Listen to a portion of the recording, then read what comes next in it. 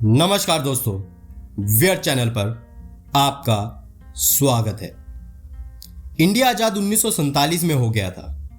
उसके बाद क्या हुआ, इसको जानने के लिए हम एक सीरीज ला रहे हैं और जो कि बेस्ड है इंडिया सिंस इंडिपेंडेंस बुक पर, which is written by Bipin Chandra, Mridula Mukherjee and Aditya Mukherjee.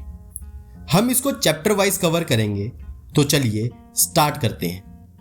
Chapter 1 में बुक का इंट्रोडक्शन और इंडिया क्या क्या प्रॉब्लम फ्यूचर में फेस करने वाला है वो बताया गया है।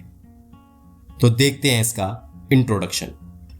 हमारा देश भारत, जिसका पूरा नाम इंडिया डेट इज भारत है, वो 1947 में आजाद हो जाता है।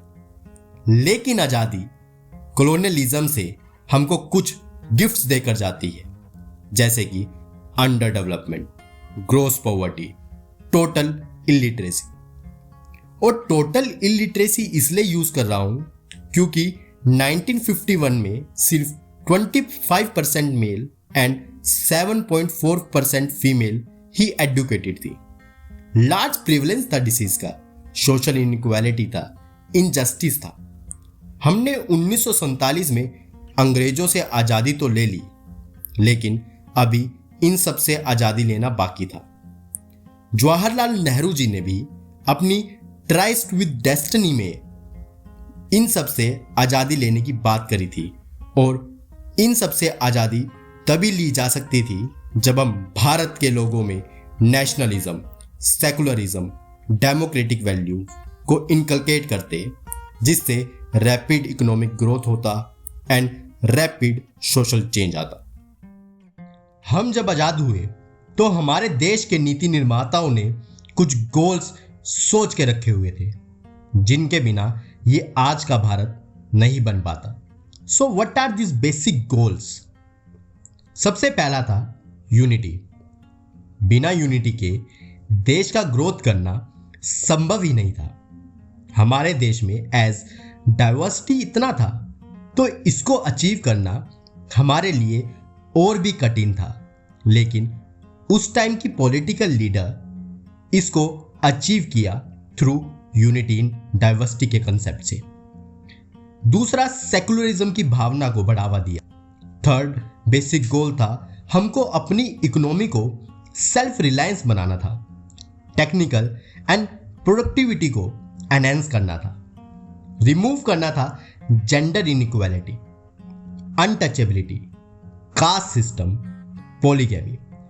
हमको व्यूमन की पोजीशन को इंप्रूव करना था। सोसाइटी में डेमोक्रेटिक एंड सिविल लिबर्टीज की वैल्यू को इनकलकेट करना था। जितनी भी प्रॉब्लम्स आ रही थी उनको डेमोक्रेटिक वे से सोल्व करना था। जो भी प्रोपोनेंट्स थे राइस बाउल थ्योरी के, उनको जवाब देना था कि डेमोक्रेसी मैटर करती है अंडर डेवलप्ड कंट्री के लोगों के लिए भी। उनको खाली अपने कटोरे में चावल से मतलब नहीं होता। लोगों को विश्वास दिलाना था कि इंडिया में रेवोल्यूशन तो होगा, बट वो ग्रेजुअल होगा, नॉन वायलेंट होगा एंड पॉलिटिकल स्टेबिलिटी एनहेंस करने वाला होगा। दो ये सब बेसिक गोल रखे गए, लेकिन इतनी बड़ी पॉपुलेशन को देखते हुए और उसमें इतनी डाइवर्सिटी को देखते हुए कई पॉलिटिकल एनालिस्ट, इंडियन क्रिटिक्स ने इंडिया को टैग दे दिया आ ट्रबल्ड डेमोक्रेसी। जब से भारत आजाद हुआ था तब से ही इंडिया और उसके सोसाइटल एंड डेवलपमेंटल डिजाइन पर सवालिया निशान उठने लगे। वेस्टर्न पॉलिटिकल एनालिस्ट ने बोला, ना तो भारत में फ्रीडम, ना ही डेमोक्रेसी और ना ही सोशलिज्म सर्वाइव कर पाएगा। इंडियन यूनियन बाल्कन स्टेट में कन्वर्ट हो जाएगा और इसका पॉलिटिकल सिस्टम कोलैप्स कर जाएगा। जब भी इंडिया में कुछ चेंजेस आते, तब इंडिया के टूटने का अनुमान लगाया जाता।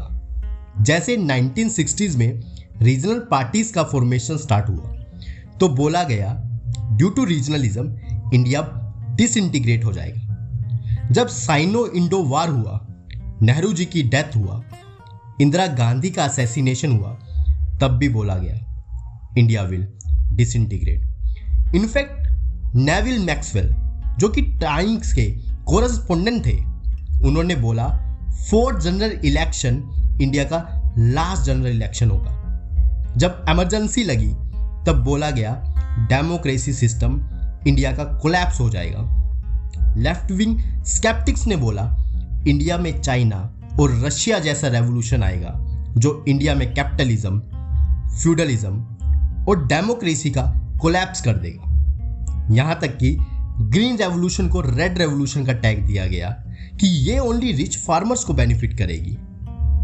इंडिया इंडिपेंडेंट इकोनॉमिक डेवलपमेंट नहीं कर पाएगा और फेज ऑफ डिपेंडेंसी और नियो कॉलोनिज्म का शिकार हो जाएगा।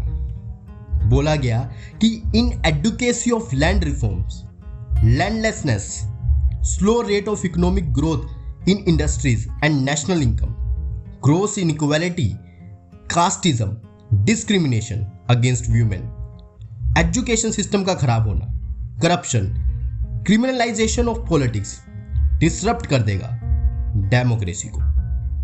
लेकिन ये सब भूल गए थे भारत के लोगों में डेमोक्रेटिक वैल्यूज 1947 में नहीं, उससे लंबे फ्रीडम स्ट्रगल की देन है और वो भारत की मिट्टी में मिक्स हो चुकी है। दो स्केप्टिक्स गलत साबित हुए, लेकिन उन्होंने सीरियस टॉपिक को रेज किया और जिसे हमने स्ट्रक्चरल एंड इंस्टीट्यूशनल चेंजेस से टैकल किया।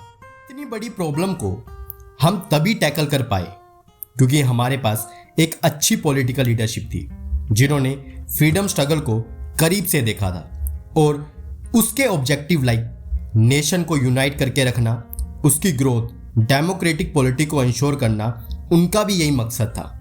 ये इसलिए हो पाया क्योंकि हमारी political leadership idealistic, imaginative, dedicated थी। उनका ट्रेमेंडस फेथ था भारत के लोगों में और लोगों का पॉलिटिकल लीडरशिप में। वो सब कंसेंशुअल फ्रेमवर्क में काम करते थे और ऑल इंडिया व्यू को हमेशा आगे रखते थे। लेकिन ऐसे पॉलिटिकल लीडरशिप का आने वाले दशकों में अभाव रहा क्योंकि पॉलिटिक्स में regionalism, casteism, religion, linguistic ideology हावी होने लगी थी। ये बुक हमें उस ग्रेजुअल रेवोल्यूशन के बारे में बताएगी जिसमें हमने रियलाइज किया फ्रीडम स्ट्रगल के विजन को और बताएगी कैसे इस देश की लीडरशिप और यहाँ की डाइवर्स पॉपुलेशन ने यूनिटी के साथ फाइट किया और कैसे ये ऑप्टिमिज्म कभी कभी frustration, cynicism and sense of despair में कन्वर्ट भी हुई। कंक्लूजन में यही कहना चाहूंगा, कोशिश पूरी हुई भारत को डिस्टेबलाइज करने की, लेकिन आज भारत 2022 में एक sovereign, social, secular, democratic Republic nation की तरह खड़ा है और एक भारत श्रेष्ठ भारत की बात को सिद्ध करता है। मिलेंगे अब नेक्स्ट वीडियो में। जय हिंद, जय भारत। Piyush Thakur signing of.